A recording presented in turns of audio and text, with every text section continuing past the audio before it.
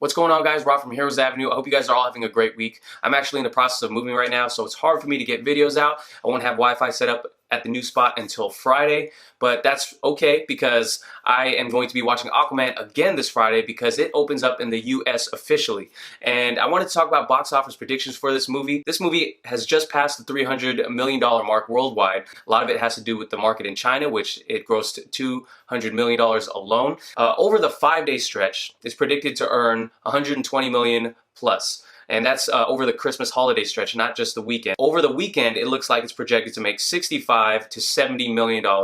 And that number has gone up since original projections. And usually that is the case when movies are pretty positive, or pretty positively reviewed, I should say. That is really exciting for me. I'm actually gonna make my own prediction. I'm gonna say it's gonna hit around 75 million for its opening here in the US. I just think this movie has been really embraced worldwide, and I think all of that positivity is trickling over into the reviews and into people's mindsets going into the movie. Obviously, if you're gonna go into this movie trying to nitpick and find reasons to not like it, you're not gonna like it. But I think all the positivity that's been surrounding this movie is going to help the box office numbers. What's not going to help the box office numbers is its competition this weekend. So obviously we have Mary Poppins Returns, which is looks like a great movie. I don't really personally care for it. Bumblebee is the big one too. Bumblebee is kind of in the same niche right there, and it looks like a really great movie. Actually, it's getting really great reviews, and I can't wait to see that.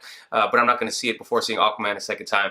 And the other counter programming is Welcome to Marwen, which looks great. I haven't seen the reviews on that yet, so I don't know how that's going to be. There's a Holmes and Watson movie with Will Ferrell and I forget the other guy's name, but I haven't been really excited for that movie. Maybe I'll wait till Netflix or something for that one. This movie in particular, you know, it's going to be facing some stiff competition in the theaters. So it's really exciting to see how this is going to play out again, because I root for this. I really root for this movie and this franchise. Some guys in the comment section who I recently had to block are accusing me of being like a Marvel shill and things like that. And don't get me wrong, I love Marvel, but man, we started this channel making primarily DC videos, so I don't know what some of those guys are talking about, but hey, what can you do? So those are my predictions. 75 million, that's what I'm saying. Even though it's facing stiff competition, I want to know what your predictions are for this movie. Drop it down in the comment box below. So in my last video, I talked about how I was going to check out some of your guys' lists, and I'm picking and choosing here for some people that described their lists in detail. So Walter Johnson says Man of Steel, #1. Wonder Woman, #2, Batman vs. Superman, Dawn of Justice, Ultimate Edition, #3, Aquaman at #4, 5, Justice League, 6, Suicide Squad. And he later goes on to say he put the first 3 in that order because it completes a trilogy of the DC Trinity. I never thought about it that way, and when you look at it that way, that's pretty awesome. And I do feel like these 3 movies feel like they are contained in the same universe. So I totally agree with you there. I could see why you would put these movies in this order. Really do enjoy them. The 80s Wolf says, Black Manta was my favorite. Rushed movie, but at least his character did not suffer that bad for it. I would not have minded less focus on action, more character building in Aquaman. Seemed they focused too much to make nice 3D scenes and effects that would look good in cinemas. And then he goes on to say, time to trigger some people. A-level, Man of Steel, 9 out of 10. Batman vs. Superman, Ultimate Cut, 8 out of 10. Theatrical, 7 out of 10.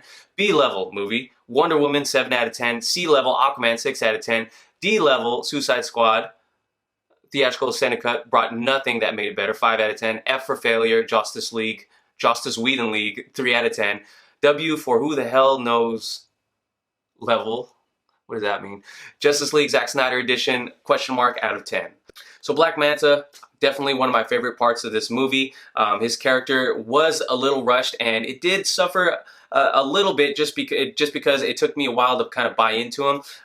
You know, I wish we did get a little bit more fleshed out of a backstory. It was kind of a rushed backstory in the beginning, but I did buy into it. When you saw him put on that helmet, you're all in for this guy. And I just can't wait to see what he will be doing in a sequel to this movie, because Yahya Abdul-Mateen says that Aquaman in a sequel can pop up anywhere in the DC universe. Wherever Arthur is, you can see him randomly pop up and try to foil whatever plan he has. And I love that aspect of this character. He's going to be forever entangled with Aquaman, just like he is in the comics. And he wouldn't mind focus less on action. I loved all the action in there. I think they made the movie the way they needed to make it. James Wan made this movie the way it had to be made for the audience for the audiences, you know, and for the movie itself, because people needed to buy into the fact that Aquaman is a badass. And I love his list here. I loved how you explain it.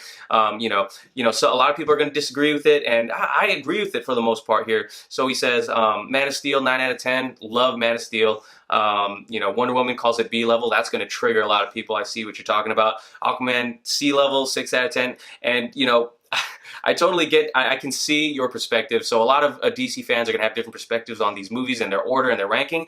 But I think, I could totally see where a lot of you guys are coming from here. Greg Rivers says, haven't seen Aquaman yet, but so far, 1 is BVS, 2 Man of Steel, 3 Wonder Woman, 4 Suicide Squad, 5 Justice League theatrical cut. But he says, honestly, this is an unfair question because Suicide Squad and Justice League weren't the films they were supposed to be, and BVS was also released in an incomplete fashion. I totally agree with you there.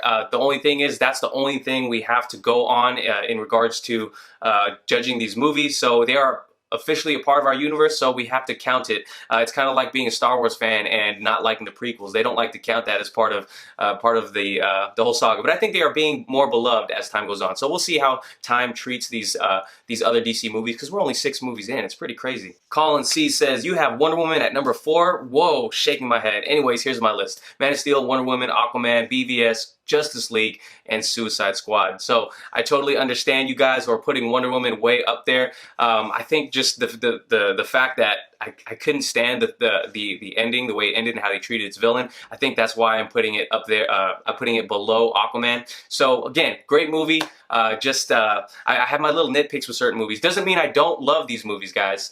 So that's the last comment I'm going to read for today, guys. Let me know what you think about your box office predictions in the comments below. Thank you guys for watching. Subscribe if you haven't already, and I will catch you guys later. Peace.